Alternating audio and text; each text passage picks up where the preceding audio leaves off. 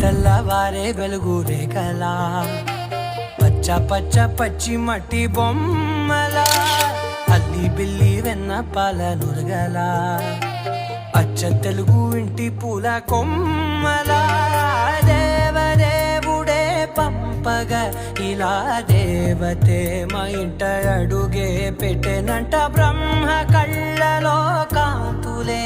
మా అమ్మలా మా కోసం మళ్ళీ లాలి పాడేనంట.